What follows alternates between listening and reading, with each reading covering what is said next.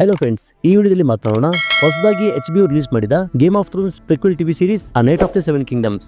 Game of Thrones ಅಲ್ಲಿದ್ದಂತಹ Aemon Targaryen ರವರ ಅಂತಮ ಮತ್ತು ಅವರ ಫ್ಯಾಮಿಲೀಸ್ ಗಳನ್ನು ನೋಡಲಿದ್ದೇವೆ. ಈ ಸೀರೀಸ್ ಅಲ್ಲಿ ಜಾರ್ಜ್ R.R. ಮಾರ್ಟಿನ್ ರವರ ಪುಸ್ತಕಗಳಲ್ಲಿನ ಒಂದು ಕಥೆ the Tales of Dunk and Egg ಇವರಿಬ್ಬರ ಜೀವನ ಚರಿತ್ರೆ ಆಧಾರಿತವಾಗಿದೆ ಈ TV series. Game of Thrones time line ನಿಂದ 90 ವರ್ಷಗಳ ಹಿಂದೆ ಇದರ ಕಥೆ ಶುರುವಾಗುತ್ತದೆ. ಈ ಎಪಿಸೋಡ್ ಶುರುವಾಗುತ್ತದೆ ಡಂಕ್ ಎಂಬ ವ್ಯಕ್ತಿ ಮತ್ತು ತನ್ನ ಮಾಸ್ಟರ್ ಗುರುವಾದ ಸರ್ ಅರ್ಲನ್ ಆಫ್ ಫೆನಿಟ್ರಿ ಎಂಬುವರು ಆಶ್ಫೋರ್ಡ್ಗೆ ಹೋಗುವ ದಾರಿಯಲ್ಲಿ ಸರ್ ಅರ್ಲನ್ ಸಾವನ್ನಪ್ಪುತ್ತಾರೆ. ಇವರ ಶಿಷ್ಯ ಡಂಕ್ ಇವರಿಗಿಲ್ಲೇ ಸಮಾಧಿ ಮಾಡುತ್ತಾನೆ. ತಂದೆ ತಾಯಿಗಿಂತಲೂ ಹೆಚ್ಚಾಗಿ ನೋಡಿಕೊಂಡ ತನ್ನ ಗುರುವನ್ನು ಇವನು ಮಿಸ್ ಮಾಡಿಕೊಳ್ಳುತ್ತಿದ್ದಾನೆ. ಸತ್ತಾಗ ಆ ವ್ಯಕ್ತಿ ಮುಂದೆ ಹೇಗೆ ಪ್ರೇಯರ್ ಮಾಡುವಂತಾನೂ ಇವನಿಗೆ ಗೊತ್ತಿರುವುದಿಲ್ಲ. ಡಂಕ್ ತನ್ನ ಮಾಸ್ಟರ್ನ ಖಡ್ಗ, ಆರ್ಮರ್ ಮತ್ತು 3 ಕುದುರೆಗಳನ್ನು ತೆಗೆದುಕೊಂಡು ಪ್ರಯಾಣ ಮುಂದುವರಿಸುತ್ತಾನೆ. ಇಲ್ಲಿ Game of Thrones music sound theme ಶುರುವಾಗುತ್ತಲೇ ಡಂಕ್ ಕಕ್ಕಸ್ ಮಾಡುವುದನ್ನು ತೋರಿಸಲಾಗುತ್ತದೆ. ಈ ಸೀರೀಸ್ ನ ಪ್ರಮುಖ ಪಾತ್ರಧಾರಿ ಹಾಗೂ ಲೆಜೆಂಡರಿ ವ್ಯಾರಿಯರ್ ಸದ್ಯಕ್ಕೆ ಏನೂ ಅಲ್ಲ, ಜಸ್ಟ್ ಒಬ್ಬ ಸಾಧಾರಣ ವ್ಯಕ್ತಿ ಅಂತ ತೋರಿಸಲಾಗಿದೆ. ಹಾಗೂ ಗೇಮ್ ಆಫ್ ಥ್ರೋನ್ಸ್ ಮತ್ತು ಹೌಸ್ ಆಫ್ ದಿ ಡ್ರ್ಯಾಗನ್ ಗಿಂತ ವಿಭಿನ್ನವಾಗಿದೆ ಎಂದು ತೋರಿಸಲಾಗಿದೆ. ಮೊದಲು ಡಂಕ್ ತನ್ನ ಬಳಿ ಇದ್ದಂತಹ ಕುದುರೆಗಳನ್ನು ಮಾರಿ ಕಿಂಗ್ಸ್ ಲ್ಯಾಂಡಿಂಗ್ ಅಲ್ಲೋ ಲ್ಯಾನಿಸ್ಪೋರ್ಟ್ ಅಲ್ಲೋ ಸಿಟಿ ವಾಚ್ ಕೆಲಸಕ್ಕೆ ಸೇರಿಕೊಳ್ಳೋಣವೆಂದು ಯೋಚನೆ ಮಾಡಿ ತನ್ನ ನಿರ್ಧಾರವನ್ನು ಚೇಂಜ್ ಮಾಡಿಕೊಳ್ಳುತ್ತಾನೆ. ಆಸ್ಫೋರ್ಡ್ ಅಲ್ಲಿ ಹೀಗೆ ಹೇಗೂ ಟರ್ನಿ ನಡೆಯುತ್ತಿದೆ. ಅಲ್ಲಿ ತನ್ನ ಮಾಸ್ಟರ್ ನ ಬದಲಾಗಿ ಟರ್ನಿಯಲ್ಲಿ ಪಾಲ್ಗೊಂಡು ಬಹುಮಾನ ಗೆಲ್ಲಲು ಆಸ್ಫೋರ್ಡ್ ಕಡೆಗೆ ಸಾಗುತ್ತಿದ್ದಾನೆ. ಡಂಕ್ ಆಸ್ಫೋರ್ಡ್ ಅಲ್ಲಿನ ಒಂದು ಹೋಟೆಲ್ಗೆ ಬಂದಾಗ ಈ ಹೋಟೆಲ್ ನಿಂದ ಒಬ್ಬ ಬಾಲಕ ಆಚೆ ಬಂದು ಡಂಕ್ ಅನ್ನು ವೆಲ್ಕಮ್ ಮಾಡುತ್ತಾನೆ. ಇವನ ಬ್ಯಾಕ್ ಗ್ರೌಂಡ್ ಬಗ್ಗೆ ಹೇಳುವುದು ಬಹಳಷ್ಟಿದೆ. ಸದ್ಯಕ್ಕೆ ಇವನ ಹೆಸರು ಎಗ್ ಅಂತ ನಮ್ಗೆ ಗೊತ್ತಾಗುತ್ತದೆ. ಡಂಕ್ ತಾನು ಒಳಗೆ ಹೋಗಿ ಊಟ ಮಾಡಿ ಬರುತ್ತೇನೆ, ಅಲ್ಲಿವರೆಗೆ ನನ್ನ ಕುದುರೆಗಳನ್ನು ತಿನ್ನಿಸು, ಚೆನ್ನಾಗಿ ನೋಡ್ಕೊ ಎಂದು ಹೇಳಿ ಒಳಗೆ ಬರುತ್ತಾನೆ. ಇಲ್ಲಿನ ಹೋಟೆಲ್ಸ್ ಖಾಲಿಯಾಗಿರುತ್ತವೆ. ಸಿಟಿಯಲ್ಲಿನ ಆಲ್ಮೋಸ್ಟ್ ಜನರು ಟರ್ನಿ ನೋಡಲು ಹೋಗಿದ್ದಾರೆಂದು ಇನ್ ಕೀಪರ್ ತಿಳಿಸಿ ಡಂಕ್ ಗೋಸ್ಕರ ಊಟ ತರಲು ಒಳಗಡೆಯುತ್ತಾಳೆ. ಡಂಕ್ ಎದುರಿಗೆ ಒಬ್ಬ ಬಾಲಕ ಫುಲ್ ಕುಡಿದ ಅಮಲಿನಲ್ಲಿ ನಿದ್ದೆಯಿಂದ ಎದ್ದು ಡಂಕಿಗೆ ಹೇಳುತ್ತಾನೆ, ನಾನು ನನ್ನ ಕನಸಲ್ಲಿ ನಿನ್ನನ್ನು ನೋಡಿದ್ದೇನೆ, ನೀನು ನನ್ನಿಂದ ದೂರವಿರು ಎಂದು ವಾರ್ನಿಂಗ್ ಕೊಟ್ಟು ಈ ಟೇಬಲ್ ನಿಂದ ಎದ್ದು ಹೋಗುತ್ತಾನೆ. ಹೋಗುವಾಗ ಒಂದು ಟಾರ್ಗೆರಿಯನ್ ಮನೆತನದ ಕಾಯಿನ್ ಊಟದ ಬಿಲ್ ಇಟ್ಟು ಹೋಗುತ್ತಾನೆ. ಇನ್ ಕೀಪರ್ ಡಂಕಿಗೆ ಇವನೊಬ್ಬ ಕುಡುಕ, ಇವನ ಮಾತುಗಳಿಗೆ ತಲೆ ಕೆಡಿಸಿಕೊಳ್ಳಬೇಡವೆಂದು ಹೇಳುತ್ತಾಳೆ. ಇವನು ಡೈರಾನ್ ಟಾರ್ಗೆರಿಯನ್, ಇವನು ಯಾರ ಮಗ, ಇಲ್ಲೇನ್ ಮಾಡ್ತಾ ಇದ್ದಾರೆ ಎಂದು ನಮಗೆ ಮುಂದೆ ಗೊತ್ತಾಗುತ್ತದೆ. ಡಂಕ್ ಊಟ ಮುಗಿಸಿ ಹೊರಬಂದಾಗ ಆ ಬೋರ್ಡ್ದಲ್ಲಿ ಬಾಲಕ ಡಂಕ್ ನ ಆರ್ಮರ್ ಹಾಕಿಕೊಂಡು ಹಾರ್ಸ್ ಮೇಲೆ ಕುಳಿತು ಆಟವಾಡುತ್ತಿರುತ್ತಾನೆ. ಇದನ್ನು ಕಂಡ ಡಂಕ್ ಈ ಬಾಲಕನಿಗೆ ಬೈಯುತ್ತಾನೆ, ಇದು ವಾರ್ ಹಾರ್ಸ್, ಹತ್ತಿರ ಹೋಗುದಿರು ಎಂದು. ಆದ್ರೆ ಈ ಬಾಲಕನಿಗೆ ನೈಟ್ ಅಂದ್ರೆ ಹೇಗಿರುತ್ತಾರೆ ಮತ್ತು ಕುದುರೆಗಳ ಬಗ್ಗೆ ನಾಲೆಡ್ಜ್ ಇರುತ್ತದೆ. ಡಂಕ್ ತಾನೊಬ್ಬ ನೈಟ್ ಎಂದಾಗ, ಎಗ್ ನೀನು ನೈಟ್ ತರ ಬಟ್ಟೆ ಧರಿಸಿಲ್ಲ, ಸಿಂಪಲ್ ಆಗಿದ್ದೀಯಾ, ಪ್ರತಿಯೊಬ್ಬ ನೈಟ್ ಗೆ ಒಬ್ಬ ಸ್ಕ್ವೇರ್ ಅಂತ ಇರುತ್ತಾನೆ, ನಿನ್ನಲ್ಲಿ ಸ್ಕ್ವೇರ್ ಇಲ್ಲವೆಂದು. ಸ್ಕ್ವೇರ್ ಅಂದ್ರೆ ಒಬ್ಬ ನೈಟ್ ನ ಕೆಲಸಗಾರ, ಪರ್ಸನಲ್ ಅಸಿಸ್ಟೆಂಟ್.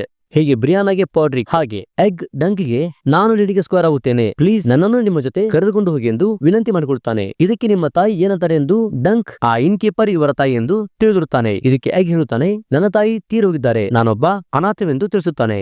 ಡಂಕ್ ತಾನು ಕೂಡ ಒಬ್ಬ ಅನಾಥವೆಂದು ಹೇಳಿ ಇವನ ಆಫರ್ ಅನ್ನು ತಿರಸ್ಕರಿಸಿ ಕುದುರೆಗಳನ್ನು ನೋಡಿಕೊಂಡಿದ್ದಕ್ಕೆ ಇವನಿಗೆ ಟಿಪ್ಸ್ ಎಸೆಯುತ್ತಾನೆ. ಎಗ್ ಈ ಕಾಯಿನ್ ಅನ್ನು ತೆಗೆದುಕೊಳ್ಳುವುದಿಲ್ಲ.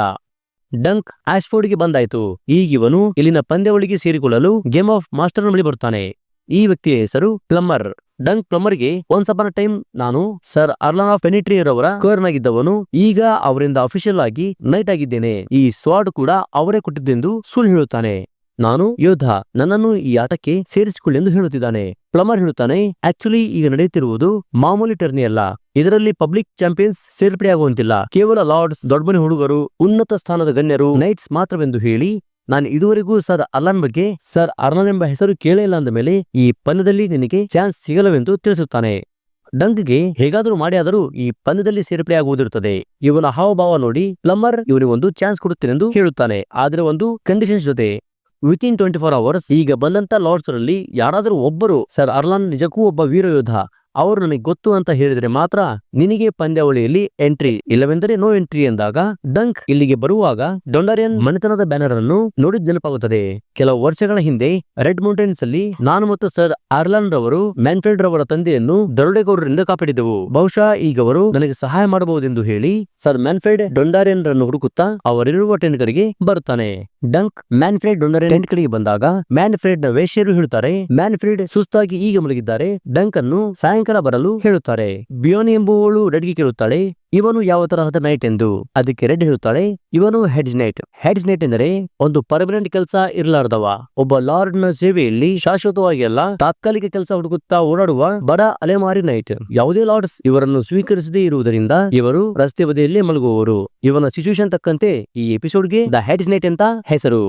ಅಕಸ್ಮಾತ್ ಡಂಕ್ ಈ ಟರ್ನಿಯಲ್ಲಿ ಏನಾದರೂ ಸೋತರೆ ತನ್ನ ಕುದುರೆಗಳು, ಆರ್ಮರ್ ಮತ್ತು ಖಡ್ಗವೆಲ್ಲವನ್ನು ಕಳೆದುಕೊಳ್ಳಬೇಕಾಗುತ್ತದೆ. ಆದರೂ ಡಂಕ್ಗೆ ತನ್ನ ಮೇಲೆ ಕಾನ್ಫಿಡೆನ್ಸ್ ಇದೆ, ಗೆದ್ದೇ ಗೆಲ್ಲುತ್ತೇನೆಂದು. ಡಂಕ್ ಹೀಗೆ ವಾಕ್ ಮಾಡುವಾಗ ಟ್ರೈನಿಂಗ್ ಗ್ರೌಂಡ್ ಅಲ್ಲಿ ಸ್ಟೆಫನ್ ಪಾಸ್ವೆ ಮತ್ತು ರೇಮನ್ ಪಾಸ್ವೆ ಎಂಬುವರು ಅಭ್ಯಾಸ ಮಾಡುತ್ತಿರುತ್ತಾರೆ. ಸ್ಟೆಫನ್ ಒಬ್ಬ ನೈಟ್, ರೇಮನ್ ಇವರ ಸ್ಕ್ವೈರ್ ಹಾಗೂ ಇವನ ಕಜಿನ್ ಕೂಡ. ರೇಮನ್ ಸ್ಟೆಫನ್ ನಿಂದ ಒದೆ ತಿಂದು ಈಸಿಯಾಗಿ ಸೋಲುತ್ತಾನೆ. ಈಗ ಸ್ಟೆಫನ್ಗೆ ತನಗೆ ಸಮವಾಗಿರುವವರ ಜೊತೆ ಫೈಟ್ ಮಾಡಬೇಕೆಂದು ಡಂಕ್ ಅನ್ನು ಕರೆಯುತ್ತಾನೆ. ಇದಕ್ಕೆ ಡಂಕ್ ನನಗೆ ಸ್ವಲ್ಪ ಇಂಪಾರ್ಟೆಂಟ್ ಕೆಲಸವಿದೆ, ಈಗಾಗಲವೆಂದು ಹೇಳುತ್ತಾನೆ ವಿತ್ ರೆಸ್ಪೆಕ್ಟ್. ನಂತರ ಡಂಕ್ ಇಲ್ಲೇ ಸ್ವಲ್ಪ ದೂರದಲ್ಲಿರುವ ಒಂದು ನದಿಯ ಹತ್ತಿರ ಬಂದು ಸ್ನಾನ ಮಾಡುತ್ತಾನೆ. ಇವನ ಬಳಿ ತನ್ನದೇ ಆದ ಟೆಂಟ್ ಇರದ ಕಾರಣ ಇಷ್ಟು ದೂರ ಬಂದು ಫ್ರೆಶ್ ಅಪ್ ಆಗುತ್ತಿದ್ದಾನೆ. ಇಲ್ಲಿಗೆ ಸಾಯಂಕಾಲ ಆಗಿ ಡಂಕ್ ತನ್ನ ಕುದುರೆಗಳನ್ನು ಇಲ್ಲೇ ಕಟ್ಟಿ ಹಾಕಿ ಮರಳಿ ಮ್ಯಾನಿಫ್ರೆಡ್ ನ ಟೆಂಟ್ ಕಡೆಗೆ ಬರುತ್ತಾನೆ. ಇಲ್ಲಿ ರೆಡ್ ಹೇಳುತ್ತಾಳೆ ಮ್ಯಾನಿಫ್ರೆಡ್ಗೆ ಕಾಲಿಗೆ ಆದ ಗಾಯದಿಂದ ಅವರೆನ್ನೂ ಮಲಗೆ ಇದ್ದಾರೆ, ಇನ್ನೂ ಇದ್ದಿಲ್ಲವೆಂದು ಹೇಳುತ್ತಾಳೆ. ಟೆಂಟ್ ಒಳಗೆ ನಾವು ಇನ್ನೊಬ್ಬ ವೇಷವಾಟಿಕೆಯನ್ನು ನೋಡುತ್ತೇವೆ. ಇವಳ ಹೆಸರು ಡೈಸಿ. ಇವಳಿಲ್ಲಿ ಸತ್ತಿದ್ದಾಳೆಂದು ಆಕ್ಟ್ ಮಾಡುತ್ತಿದ್ದಾಳೆ. ಈ ಮೂವರು ಡಂಕ್ಗೆ ಈ ಟರ್ನಿ ಪಂದ್ಯಾವಳಿಯಲ್ಲಿ ನಿನ್ನ ಬಾಡಿ ಡ್ಯಾಮೇಜ್ ಮಾಡ್ಕೋಬೇಡವೆಂದು ಅಡ್ವೈಸ್ ಕೊಡುತ್ತಾರೆ. ಇದಕ್ಕೆ ಡಂಕ್ ನನ್ನ ಆಸೆ ಆಕಾಂಕ್ಷೆಗಳಿಗೆ ತಮಾಷೆ ಮಾಡದಿರಿ ಎಂದು ವಿನಂತಿ ಮಾಡಿಕೊಂಡು ಟೆಂಟ್ ಇಂದ ಆಚೆ ಬರುತ್ತಾನೆ. ಮ್ಯಾನಿಫ್ರೆಡ್ ಹೇಳುವವರೆಗೂ ಇನ್ನು ಸ್ವಲ್ಪ ಹೊತ್ತು ಇಲ್ಲೇ ಟೈಮ್ ಪಾಸ್ ಮಾಡೋಣವೆಂದು ಡಂಕ್ ಒಂದು ಡ್ರಾಮಾ ಶೋವನ್ನು ನೋಡುತ್ತಾನೆ. ಇಲ್ಲಿ ನಡೀತಿರೋ ಡ್ರಾಮಾ ಶೋನ ಬಗ್ಗೆ ನಾನೊಂದ್ಸಲ ನಿಮ್ಗೆ ಹೇಳಿದ್ದೇನೆ, Sarvin of the mirror shield ಬಗ್ಗೆ. ಅದೇನೆಂದು ಮತ್ತೆ ಕೇಳಬೇಕಾದರೆ ಮೇಲೆ ಕೊಟ್ಟಿರುವ ಲಿಂಕ್ ಮೇಲೆ ಕ್ಲಿಕ್ ಮಾಡಿ ನೋಡಿ. ಇಲ್ಲಿನ ಡ್ರಾಮಾ ಆಂಕರ್ ಟಾನ್ಸೆಲ್ ಅನ್ನು ನೋಡಿ ಡಂಕ್ ನಾಚಿಕೆ ಪಡುತ್ತಾನೆ. ನೆಕ್ಸ್ಟ್ ಡಂಕ್ ಆಚೆ ಬಂದಾಗ ರೇಮನ್ ಪಾಸ್ವೆ ಮತ್ತೆ ಡಂಕ್ ಅನ್ನು ಭೇಟಿಯಾಗುತ್ತಾನೆ. ನೀನು ನನ್ನ ಕಸಿನ್ ಸ್ಟೆಫನ್ ಜೊತೆ ಫೈಟ್ ಮಾಡದೆ ಹೋಗಿದ್ದು ತುಂಬಾ ಒಳ್ಳೆದಾಯ್ತು. ಸ್ಟೆಫನ್ ಯಾವಾಗಲೂ ಹೀಗೆ ಟ್ರೈನಿಂಗ್ ಮಾಡುವ ನೆಪದಲ್ಲಿ ಚಾಂಪಿಯನ್ಸ್ ರನ್ನು ಹಿಗ್ಗಮಗ್ಗ ಹೊಡೆದು ಗಂಭೀರ ಗಾಯಗೊಳಿಸುತ್ತಾನೆ. ನೆಕ್ಸ್ಟ್ ಡೇ ರಿಯಲ್ ಟರ್ನಿಯಲ್ಲಿ ಆ ಗಾಯಾಳು ಚಾಂಪಿಯನ್ಸ್ ಹಿಂಜರಿಯುತ್ತಾರೆ. ಇದರಿಂದ ತನಗೆ ಕಾಂಪಿಟಿಷನ್ಸ್ ಕಡಿಮೆ ಆಗುತ್ತೆಂದು ರೇಮನ್ ರಿವೀಲ್ ಮಾಡುತ್ತಾನೆ.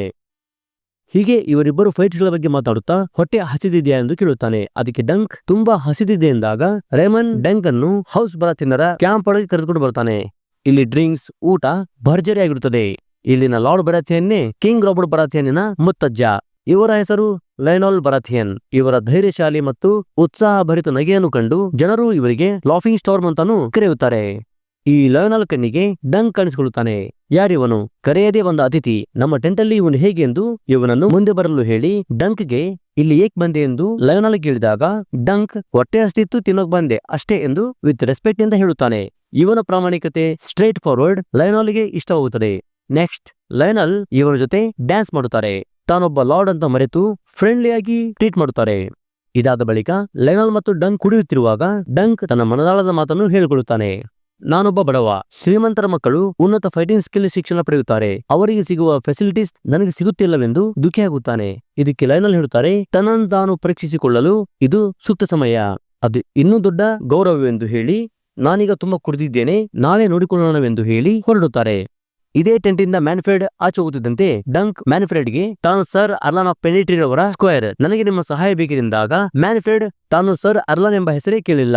ನನ್ನ ತಂದೆಯನ್ನ 800 ಜನರು ಕಾಪಾಡಿದ್ದಾರೆ, ಆದರೆ ನಾನೆಂದಿಗೂ ಆ 800 ಜನರನ್ನು ನೋಡಿಲ್ಲ, ಮಾತಾಡ್ಸಿಲ್ಲ.